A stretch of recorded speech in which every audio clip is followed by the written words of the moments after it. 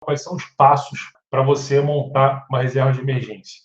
Em primeiro lugar, o que não faz parte de uma reserva de emergência? Ativos sem liquidez. É muito importante tomar muito cuidado. Nos últimos dias, eu recebi perguntas de algumas pessoas me falando: pô, tem uma aplicação no PicPay que rende 200% do CDI, não sei o quê. Cara, eu não conheço essa aplicação específica do PicPay, mas rendendo 200% do CDI, talvez não tenha liquidez. Tem uma grande chance desse dinheiro não ter liquidez. Então, não é um bom lugar, caso não tenha liquidez, para você guardar a sua reserva de emergência. E também, outra coisa, se tiver liquidez, 200% do CDI, significa que por trás ali tem algum título, algum investimento que tem um risco maior, tá?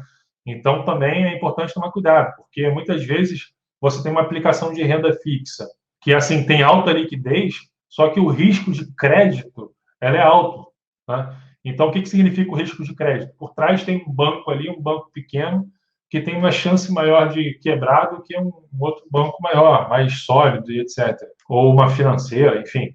Então, se aquele banco quebra, você até tem a proteção ali do FGC, se for um título bancário, né? Depende também do valor que você tem investido na reserva de emergência. Então, essas são questões que você precisa tomar cuidado. O segundo ponto, que não faz parte de uma reserva de emergência, são ativos voláteis, como eu já falei, ações, fundos imobiliários, né? Eu já vi a atrocidade, né, de pessoas falando que fundos imobiliários servem como reserva de emergência. Cara, aqui no Brasil as pessoas têm muito a ideia de que imóvel é um investimento muito seguro e etc.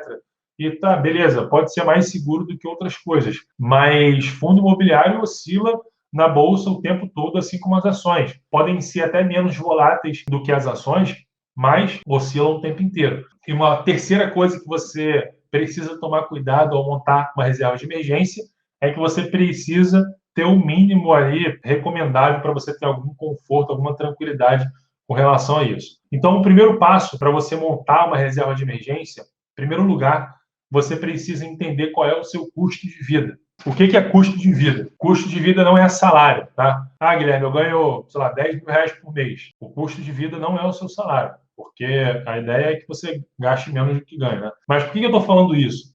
Mas o custo de vida é o custo básico de vida. Você não precisa colocar ali na conta da reserva de emergência uma viagem que você sempre faz. Pô, todo ano eu viajo e gasto um determinado valor e tal. Você não precisa colocar isso na sua reserva de emergência, porque isso é um extra, tá? Isso não é custo básico de vida. Custo básico de vida são as suas contas para manter a sua casa, né, alimentação, etc., colégio dos filhos, né, enfim, custos básicos para manter a sua vida funcionando no mesmo padrão de vida que você tem.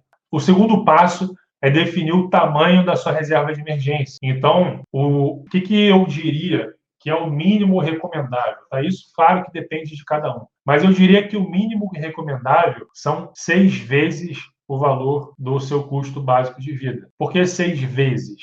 Porque aí você está garantindo 6 meses de custo básico de vida.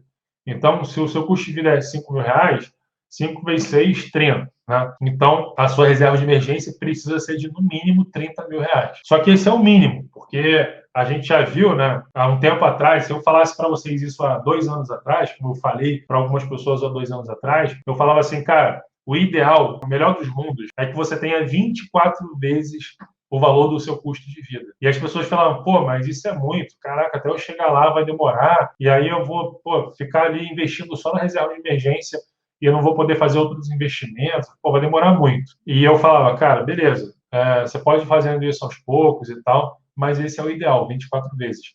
Mas eu acho que todo mundo que está assistindo isso aqui já entendeu que 6 meses pode ser pouco, né? O que a gente viu acontecer aí ao longo do ano de 2020, que ainda está acontecendo, né? Dá para a gente chegar à conclusão. Eu acho que todo mundo que está vivo hoje na Terra consegue entender que 6 meses pode ser pouco. E eu não estou falando aqui que você vai... eu estou começando a investir agora, vamos supor. Você não precisa pegar tudo que você está investindo mensalmente para a reserva de emergência, né? No primeiro momento ali, uma estratégia que você pode fazer, uma sugestão, é o seguinte: você pode... Imagina que você está investindo 2 mil reais por mês. E aí imagina que 6 meses do seu custo de vida é 30 mil. Lá o exemplo de 5 mil de custo de vida, então 6 vezes é 30. Você vai investindo no primeiro momento os R$ 2.000 com o objetivo de atingir o mínimo, os 30 mil. Quando você chegar nos 30 mil, você pode pegar esses R$ 2.000 que você investe mensalmente e dividir. R$ 1.000 você continua colocando na reserva de emergência, porque, lembra, você quer chegar lá nos 24 meses. E os outros R$ 1.000 você já começa a fazer outras coisas. Compra Bitcoin, criptomoeda, ações, fundos imobiliários, sei lá. Isso vai depender do seu objetivo. Uma dica bônus que eu te dou aqui para você considerar na hora de montar a sua reserva de emergência é a seguinte: é a dica do hedge do hedge. O que é hedge? Hedge é uma palavra em inglês para a tradução é proteção. Por exemplo, o ouro é considerado um hedge para uma crise, né? Então, no momento de crise financeira, por exemplo, os investidores buscam ouro, né? É um investimento considerado como hedge, como proteção. É só um exemplo, tá? E o que é o hedge do hedge? A gente está falando aqui da reserva de emergência, que poderia ser considerado um hedge para imprevistos na sua vida, para emergências que aconteçam. Só que dentro da reserva de emergência, você vai colocar ali determinados investimentos. Como eu falei, exemplos, você pode colocar títulos pós-fixados, né, que são os considerados menos arriscados, porque, por exemplo, o Tesouro IPCA ou o Tesouro pré-fixado, eles são voláteis, podem ser muito voláteis, o preço deles pode oscilar bastante, mas o Tesouro Selic é menos volátil. Só que, por exemplo, quem me acompanha mais tempo talvez tenha visto no canal um vídeo que eu fiz nos últimos meses que o Tesouro Selic deu prejuízo em alguns momentos aí em 2020. Então, o Tesouro Selic, que nunca, assim, nunca não, mas já aconteceu em poucos momentos da história desse título dar prejuízo. Né? O que significa isso? O preço dele cair. Isso aconteceu por problemas de liquidez no mercado, porque a taxa de juros caiu muito. Eu não vou entrar muito no detalhe disso. Se você quiser saber mais a fundo o que aconteceu, busca no meu canal um vídeo falando sobre o prejuízo do Tesouro Selic. Mas é uma coisa que não dá para desconsiderar. Então, o Tesouro Selic normalmente não dá prejuízo, ele segue a Selic, tudo certo. Isso aconteceu durante muitos anos. Só que pode acontecer, né? Como aconteceu em 2020, um evento extremo de falta de liquidez e, enfim, gerou prejuízo. Então, cada tipo de investimento que você coloca dentro da sua reserva, ela tem também riscos.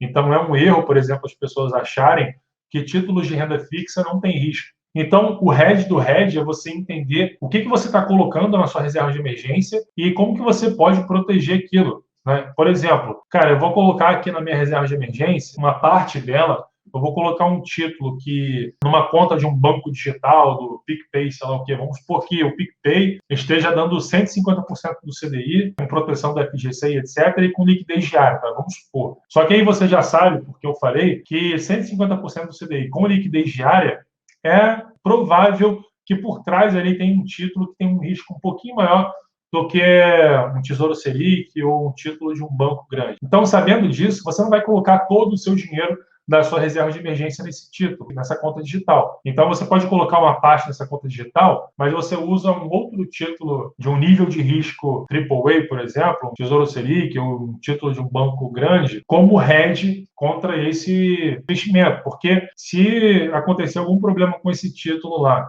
o banco quebrar e você entrar na fila da FGC, que pode demorar alguns meses aí para você receber o dinheiro de volta, você não compromete totalmente a sua reserva de emergência. Você tem um outro título que não deu problema e que está lá, tem liquidez diária, está rendendo, etc., e você pode resgatar caso aconteça algum problema. Então, é importante a diversificação também dentro da sua caixa da reserva de emergência, ela também é importante por isso, para você controlar os riscos ali que envolvem essas questões, beleza?